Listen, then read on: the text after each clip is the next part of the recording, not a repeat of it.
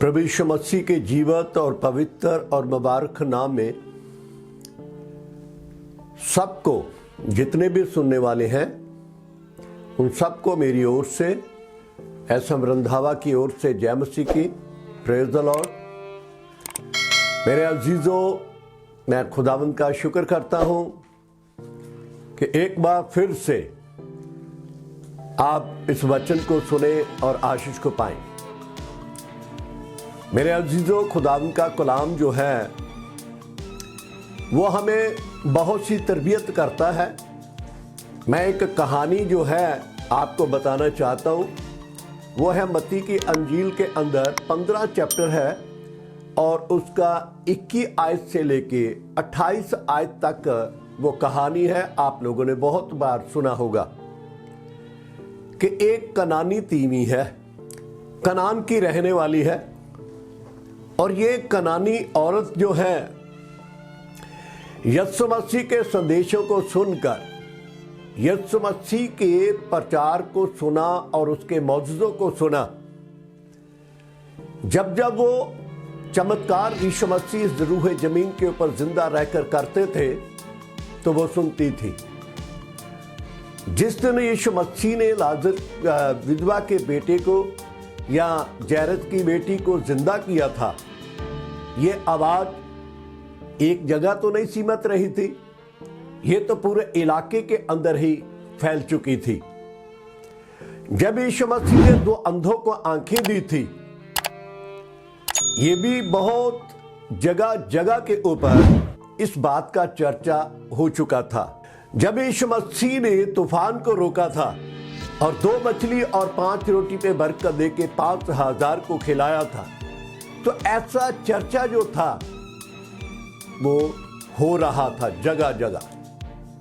वो चर्चा जो सुना उसने, यीशु मसीह जो है ऐसे ऐसे चमत्कार कर रहा है, तो उसने भी फैसला किया कि मैं जाऊंगी, क्योंकि उसकी बेटी एक बदरू के साए के कारण वो बहुत ही ज्यादा दुख में थी। उसने बहुत सा इलाज कराया होगा, कहीं कहीं वो बेचारी जाके अपनी बेटी को लेके गई होगी, मगर कहीं से भी उसको आराम ना मिला, आजादी नहीं मिली। तब उसने ध्यान दिया होगा कि वो यीशु मसीह जो है, जिसने जैरत की बेटी को जिंदा किया है, जिसने 2 अंधों को आंखें दी है, जिसने 12 साल की औरत जो खून के साथ लथपथ रहती थी, उसके चर्चा सुना तो उसने भी एक फैसला ले लिया। और क्या कहा, ऐसा लिखा हुआ है 15 चैप्टर की 21 आयत के अंदर। मत्ती सुसमाचार का जब हम पढ़ते हैं तो उसमें ये बात जो है पाई जाती है। पढ़ेंगे। यीशु वहां से निकलकर सूर और सैदा के देशों की ओर चला गया। यीशु मसीह सूर और सैदा के इलाकों की तरफ चला गया। मौजूदे करता हुआ, चमत्कार करता हुआ वो वहां निकल गए। और देखो, उस देश से एक कनानी स्त्री निकली। एक कनानी स्त्री जो है, ये यीशु मसीह के साथ मुलाकात करने के लिए अपने इलाके को छोड़कर निकली है। मेरे अजीजों, ये जो कनानी स्त्री है, कनान की रहने वाली है। हम जब पढ़ते हैं नूह के वंशावली के मुताबिक, तो लिखा है कि नूह जब उस बड़े तूफान से तो बच गया, और फिर लिखा है कि किश्ती से बाहर निकलकर उसके बच्चों ने फिर तो संतान को पैदा करना शुरू किया। तो एक दिन नूह ने एक अंगूर की बाड़ी को लगाया। जब अंगूर की बाड़ी ने फल दिया तो परमेश्वर के बंदे नूह ने उस अंगूर की बाड़ी के उस पिया अंगूरों का रस निकालकर उसको पिया, तो लिखा है कि वो मिदहोश हो गया और अपने तंबू के अंदर जाके वो लेट गया। जब उसका बेटा आया हाम, और हाम जब आया और उसने देखा कि हमारा पिताजी जो है वो तंबू के अंदर नंगे पड़े हुए हैं,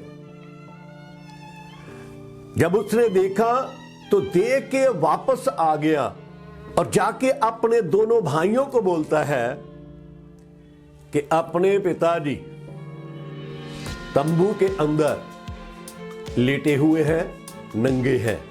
वो दोनों बेटे छोटे जो थे वो गए, कपड़ा लिया और कपड़ा लाने के बाद वो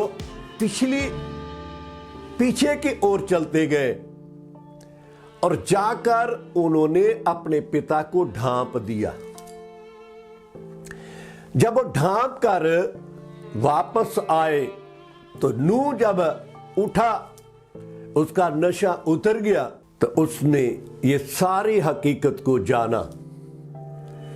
तब उसने हाम के बेटे को, जिसका नाम कनान था, उसको श्राप दे दिया और कहा कि कनान शरापत है और उसके दोनों भाइयों का गुलाम रहेगा। ये शराप वहां से निकला और चलता आया और फिर बार बार परमेश्वर इस बात के बारे में उन्हें बताता रहा कि देखो, कनान के लोग जो हैं, आगे जब हम जाके पढ़ते हैं तो उसमें लिखा है कि कनानी औरतों की ना बच्चों के साथ शादी करनी, ना ही उनको बेटी देनी और ना ही उनकी बेटे को लेना, नहीं तो वो कनान की बेटियां जो होगी इस्राएल के बेटों को शादी करके उन्हें बुत प्रस्ती के पीछे लगा देंगी। दूसरा, उन्होंने परमेश्वर का वचन कहता है कि कनान जो था वो शरापत बन गया और ये औरत जो है ये कहां की रहने वाली? कनानी कहलाती है, क्योंकि कनान की हदों से ये बाहर निकलकर आई है।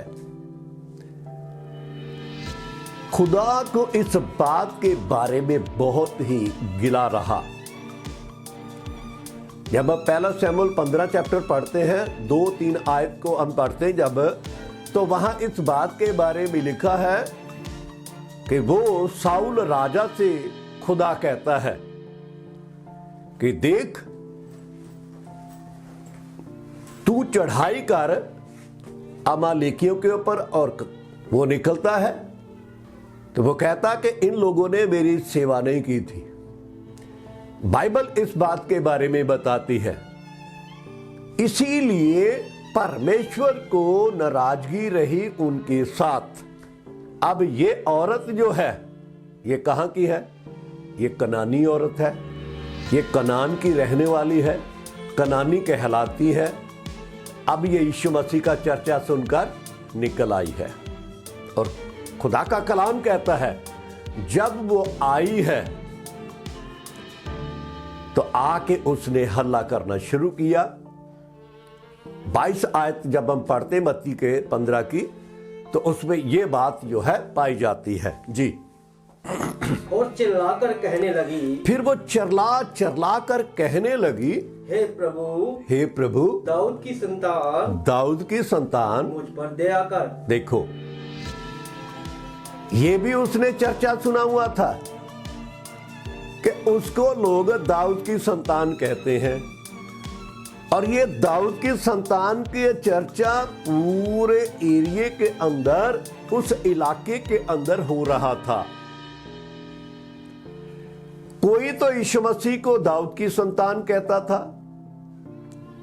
कोई उसको यूसुफ की संतान कहता था, कोई उसको मरियम की संतान कहता था। उलझे हुए थे लोग। अब ये औरत जो है ये कहती का, हे दाऊद की संतान मेरे ऊपर और मेरी बेटी के ऊपर रहम कर दे। तो क्या कहा गया? मेरी बेटी को दुष्ट आत्मा बहुत सता रहा मेरी है। बेटी बहुत ज्यादा परेशानी की हालत में है। और यीशु मसीह ने उसको क्या कहा? पर उसने उसे कुछ उत्तर ना दिया यीशु मसीह ने उसे कोई जवाब ही नहीं दिया।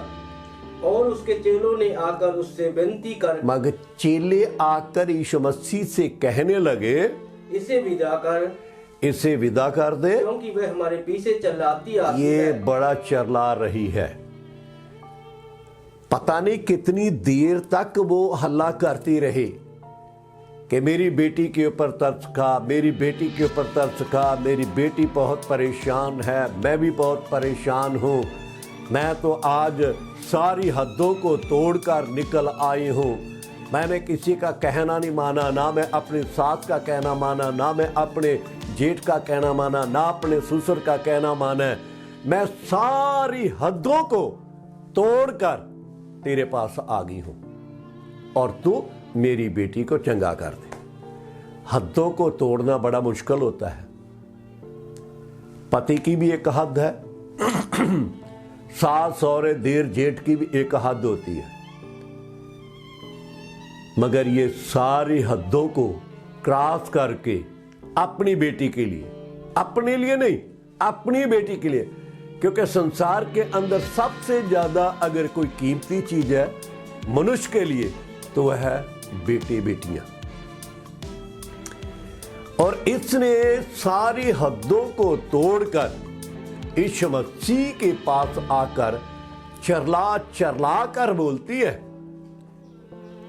कि मेरी बेटी का बहुत बुरा हाल है, मेरी बेटी बदरू की साए के कारण बड़ी परेशान है, अगर वो परेशान है तो मैं उससे भी ज्यादा परेशान हूं, इसीलिए आप क्या कर, मेरी बेटी के ऊपर दया कर। पर यीशु मसीह ने तो कोई उत्तर नहीं दिया। चेलों ने कहा कि प्रभु जी इस औरत को मना करो, इसे विदा करो, इसे निकालो इसको। पर यीशु मसीह ने उसको उत्तर क्या दिया, मैं आपको बताना चाहता हूं। यीशु मसीह का उत्तर सुनिए उस औरत के लिए। उसने उत्तर दिया, यीशु मसीह ने उसको उत्तर दिया कि इस्राएल के घराने की खोई हुई भेड़ों को छोड़ मैं किसी के पास नहीं भेजा गया। ओए होए होए होए होए, जो इतनी सारी हदों को क्रॉस करके आई है, क्यों ऐसा कहा मालूम है? कि वो कनान श्रापत था, इसीलिए परमेश्वर बार बार इस्राएल के लोगों को कहता था ना इनकी बेटियां लेनी, ना इनको बेटियां देनी, क्योंकि खुदा को नाराजगी थी। अब ये उसी खानदान की औरत को यीशु मसीह ने ऐसा जवाब दिया कि वो बेचारी किसी योग्य नहीं रही।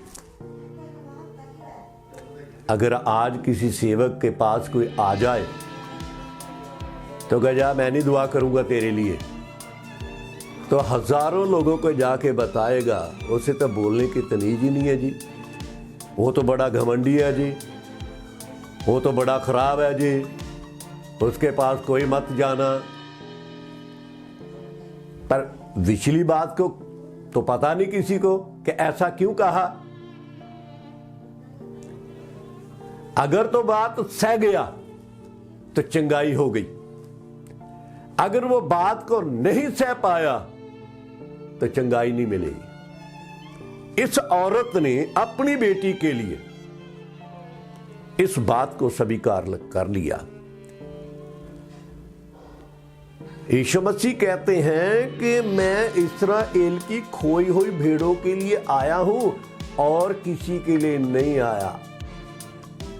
बेचारी पानियों पानी होएगी, क्या सोचती होएगी, मैं तो इतना कुछ सब कुछ छोड़ छाड़ कर आ गई हूं। अब जानते हैं पतरस ने एक दिन यीशु मसीह से कहा था कि हमें क्या मिलेगा, हम तो सारा कुछ ही छोड़ के आगे हैं। तभी यीशु मसीह ने उसको उत्तर दिया, इस्राएल के 12 खान गोत्रों का न्याय करोगे 12 सिंहासनों पे बैठकर। हैरान कर दिया यीशु मसीह ने उसको। तू कहता है कि हमें क्या मिलेगा? शायद ये औरत ने भी इस शब्द को सुना हुआ था, तो उसने इस बात को सह लिया। सहने के बाद वो खामोश होगी और फिर यीशु मसीह के सामने चिल्लाना शुरू किया। और क्या कहा है आगे पढ़ेंगे। पर वह आई और उसे प्रणाम करके कहने लगी, फिर वो आकर झुक गई यीशु मसीह के सामने। हे प्रभु मेरी सहायता कर। देखो जवाब क्या मिला है और वो औरत जवाब क्या दे रही है। आके उसके सामने झुक गई है और प्रणाम किया है ना, क्योंकि यीशु मसीह दिलों और गुर्दों का जानने वाला है। इसीलिए दाऊद को ने इस बात का भेद हमें समझाया कि हे यहोवा, मैं दूर ही होता हूं, तू मेरे विचारों को समझ लेता है। तू मेरे उठना भी जानता है, मेरा लेटना भी जानता है, मेरा बोलना भी जानता है। मेरे सारे विचारों को तू दूर से ही समझ लेता है। क्या यीशु मसीह ने उसको नहीं समझा होगा? समझ लिया था। मैं यीशु मसीह से चेक करना मांगता था कि हकीकत में ये सब कुछ छोड़कर आई है, चंगाई ही लेने के लिए आई है, जो मुझे ग्रहण करने के लिए आई है। आज बहुत से लोग हैं चंगाई लेने के लिए आते हैं, जीवन नहीं बदलते लोगों के। बड़े बड़े कन्वेंशनों में बड़े बड़े रोग चंगे हो जाते हैं, चंगाई ले लेते हैं और उसके बाद फिर अपने ही वो बातों में, अपने ही कामों में कभी ध्यान भी नहीं देते। तभी तो यीशु मसीह ने कहा था, वो 10 कोढ़ी आए थे, लूका 17 में है। यीशु मसीह के सामने आए और चिल्लाकर बोलने लगे कि हे यीशु महाराज, हम पे दया कर दो। लोग हमें बहुत परेशान करते इस रोग के कारण, कोई पास नहीं आने देता। यीशु ने कहा यहां से ही निकलो, तुम चंगे हो गए हो। वो जाते जाते सब चंगे हो गए। तब एक ही आदमी यीशु मसीह के पास आया। तब यीशु मसीह ने उससे कहा, वो 9 कहां है? बोलता है मुझे मालूम नहीं, मगर मैंने आज चंगाई को देख लिया है अपने शरीर के अंदर, मैं आपके पास आ गया हूं। मेरे अजीजों, ऐसे ही बहुत लोग भी आज भी हैं, जीवन नहीं बदला, चंगाई ले लेते हैं, वीजा लगवा लेते हैं, है ना, कोठी बना लेते हैं, गाड़ियां खरीद लेते हैं, जीवन वैसे का वैसे ही रह जाता है। मगर ये औरत का विश्वास यीशु मसीह चेक कर रहा था। आई और गिर गई यीशु मसीह के सामने। आज तो यहां भी उल्टा हो रहा है कुछ। जब लोग सेवक के पास आते हैं तो पीछे को गिर जाते हैं, आगे को नहीं गिरते। ये पीछे को गिरने वाला कौन है भाई? ये झुक गई है, सिजदा किया है। बाइबल में जितने लोग देखते हैं, जब खुदा उनके सामने आया तो आगे को झुके। अब्राहम से लेके जब खुदा ने अब्राहम से बात की, अब्राहम झुक गया खुदा के सामने, याकूब झुक गया खुदा के सामने, इसहाक झुक गया खुदा के सामने। मेरे अजीजों, मैं अभी थोड़ी देर पहले बाइबल पढ़ता था। बेशक साउल राजा जब परेशान हुआ, फिलिस्ती उसके सामने आकर लड़ाई करने लगे, तो वो परेशान होकर कहता है कि नबी मुझे छोड़ गए, नबी भी बात नहीं करते मुझसे, ना खुदा सपनों में बात मुझसे करता है, कुछ भी खुदा बात नहीं करता। तो वो भूत निकालने वाली के पास चला गया। लेकिन जब उसने उस आत्मा को ऊपर आते देखा तो आगे को झुक गया। ये झुकने की बात मैं आपको बता रहा हूं, मगर आज के लोग जो हैं पीछे को गिरते, आगे को नहीं।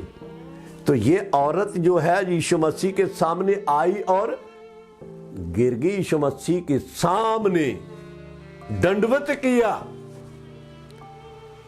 जब दंडवत किया है तो क्या कहा, फिर पढ़िए। उसने उत्तर दिया कि लड़कों की रोटी लेकर कुत्तों के आगे डालना अच्छा नहीं। देखिए, एक और ठेस पहुंची है उसको। पहली ठेस थी, मैं इस्राएल की खोई हुई भेड़ों के लिए आया हूं, अन्य जातियों के लिए नहीं। दूसरा कि बच्चों की रोटी कुत्तों के सामने नहीं दी जाती। क्या बना दिया यीशु मसीह ने से? क्योंकि वह ऐसा होता है। जब गोलियत दाऊद के सामने आया था, तो जब लड़ाई के लिए जा रहा था दाऊद, तो उसने कहा मैं कोई कुत्ता हूं तो मुझे लाठी लेके मारने आ रहा है? यहां कह रहे यीशु मसीह जी कहते हैं कि मैं बच्चों की रोटी कुत्तों के सामने नहीं दी जाती। यीशु मसीह उस औरत को चेक कर रहा था कि हकीकत में ये मेरे पीछे चलने वाली है। मेरे अजीजों, तब उसका उत्तर सुनिए। औरत ने उत्तर क्या दिया उसको? हे प्रभु, मैं विनती करती हूं कि जो मालकों की मेज से टुकड़े चूर भूर जमीन के ऊपर गिरते हैं ना, उसे कुत्ते भी खाकर अपने पेट को भर लेते हैं। वाह, कितनी जबरदस्त बात उसने बोल दी। बुरा नहीं माना, तीनों बार उस औरत ने बुरा नहीं माना। वो पूरी रीति से अंदर अंदर टूट चुकी थी और वो ठान कर आई थी कि मैं उसके पास जाऊंगी, अपनी बेटी को चंगा पाकर, चंगा होने के बाद मैं उसे लेके आऊंगी। आज के लोग भी कई ऐसे ही हैं जैसे जक्कई यीशु मसीह को देखना चाहता, कबूल थोड़ी करना चाहता था, है ना। बहुत लोग आज भी चमत्कार देखना मानते हैं, यीशु मसीह को कबूल नहीं करना मानते। तब जक्कई भी जो देखा कि इधर उधर नहीं दिखाई दे रहा यीशु मसीह, तो जाके पेड़ के ऊपर चढ़ गया, गुलर के पेड़ के ऊपर, और पत्तों में छिप गया। मेरे अजीजों, जैसे ही यीशु मसीह उस पेड़ के नीचे गया तो उसने ऊपर का जक्कई नीचे उतर के आ, क्योंकि उसे मालूम था कि आज जक्कई एक व्यक्ति मेरे पास आएगा और वो अपने जीवन को बदलने वाला है।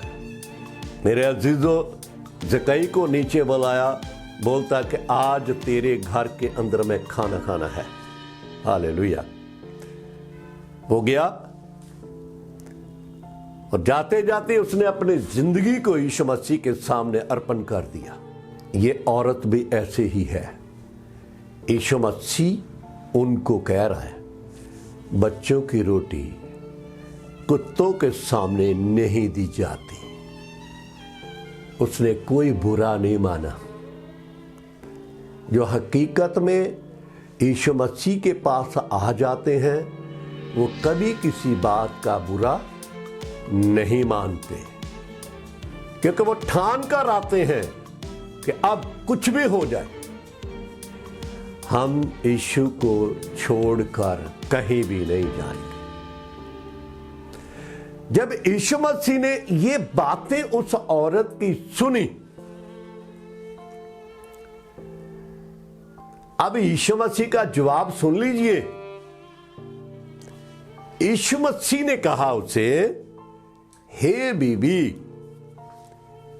तेरा विश्वास बहुत बड़ा है। क्यों? क्योंकि यीशु मसीह ने उसे पूरी रीति से जांच लिया था। ये मेरे शब्द नहीं है, ये खुद यीशु मसीह के शब्द हैं। क्या कहा? पढ़ेंगे। इस पर यीशु ने उसको उत्तर देकर कहा, इस पर यीशु मसीह ने उस औरत को उत्तर दे के कहा, हे स्त्री, तेरा विश्वास बड़ा है। हालेलुया। जैसा तू चाहती है, हाँ, तेरे लिए वैसा ही हो। आमीन। और उसकी बड़ी बेटी खड़ी होकर चंगी हो गई। हालेलुया। मेरे अजीजों, यही एक औरत है जिसको यीशु मसीह ने कहा, तेरा विश्वास बहुत बड़ा है। जैसा किसी का विश्वास है वैसा ही उसके साथ हो सकता है। बहुत लोगों का ये विश्वास होता है कि पादरी साहब अपने बच्चों के ऊपर हाथ रखे, बीमार के ऊपर हाथ रखे, ऐसा हो जाएगा। ये कोई जरूरी नहीं होता।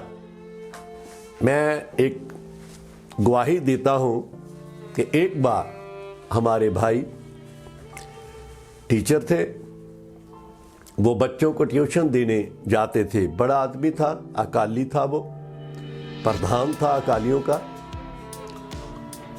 तो मैं जब उनके पास मिलने के लिए गया तो वो बोलता, भैया, जिनके पास मैं बच्चों को शिक्षा देने जाता हूं, उनको एक रोग है भाई को। तो मैंने उनको कहा था कि जी मेरा भाई जब आएगा तो मैं आपके पास लेके आऊंगा और आपके लिए दुआ करेंगे और आप इस रोग से चंगे हो जाएंगे। तो मैं अचानक चला गया।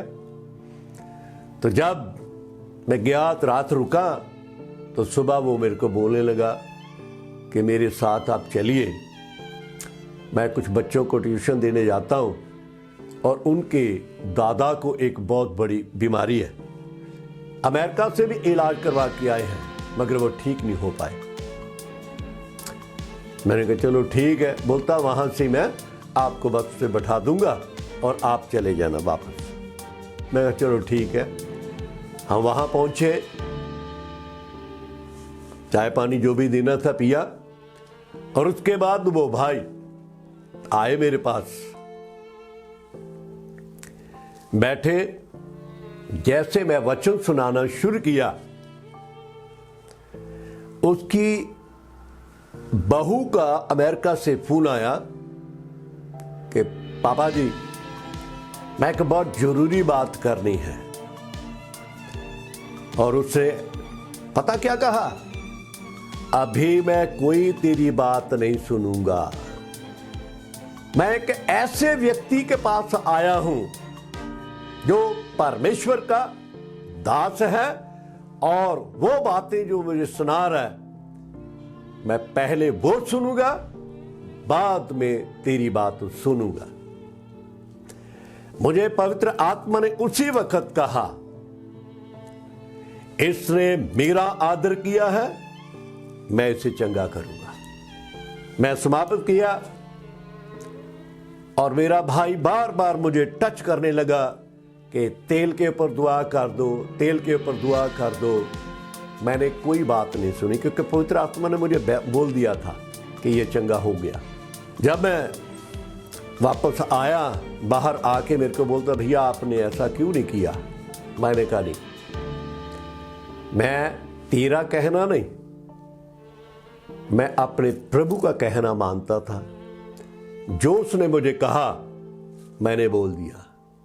मैंने तेरे सामने कहा आपका रोग खत्म हो गया है। उसने मुझे बस से बैठाया और मैं वापस आया, और कुछ दिनों के बाद मैं फिर गया घर, तो मेरे भाई ने कहा, भाई उसने चेक किया, डॉक्टरों के पास जाके करवाया, और वो बोलते तेरे को बीमारी है ही नहीं। क्यों ऐसा हुआ? क्योंकि उसने विश्वास किया परमेश्वर के दास के ऊपर, परमेश्वर के वचन के ऊपर, और इसीलिए उसका रोग जो था वो खत्म हो गया था। ये औरत भी ऐसी ही थी। इसीलिए यीशु मसीह ने कहा, हे नारी, तेरा विश्वास बहुत बड़ा है। उसी वक्त उसने कहा, जा, तेरी बेटी इस रोग से, इस बदरू के साइज से, इस बदरू से छुटकारा पा चुकी है। आप और मैं ऐसा ही प्रभु यीशु मसीह के पास जब आते हैं, विश्वास करिए, वो तो पापन थे। अपने पाप से जो तौबा करता है, यीशु मसीह पाप क्षमा कर देता है। जब हमारे पाप क्षमा हो जाते हैं तो खुदावंद यीशु मसीह अपने लहू के साथ हमें शुद्ध करता है, और फिर जो कुछ भी हम मांगते हैं प्रभु वो हमें दे देता है। इस वचन के द्वारा आप सबों को आशीष दी। आप ध्यान दीजिए कि मेरा विश्वास कैसा है, मैं किसके पास आया हूँ। अगर वो कुछ भी कहे, डोंट वेरी, प्रभु चंगा भी करता है। दुआ करेंगे। इस वचन को परमेश्वर आप सबको समझने के लिए बरकत दे। दुआ करें। जिंदा खुदावंद, यीशु मसीह के नाम से हम दुआ करते हैं। तेरे बच्चों ने तेरे कलाम को सुना, जो कुछ भी सुना याद रखने के लिए इन्हें बरकत देना, और ये जहां जहां भी ये वचन लोग सुने, चंगाई को पाएं। उस कनानी तीवी की तरह सब हद्दों को, सब विश्वास इधर उधर जहां जहां वो करते हैं, सब छोड़कर केवल तुझ के ऊपर ईमान लाकर बच जाए और चंगे हो जाए। यीशु मसीह के नाम से मांगते, आमीन।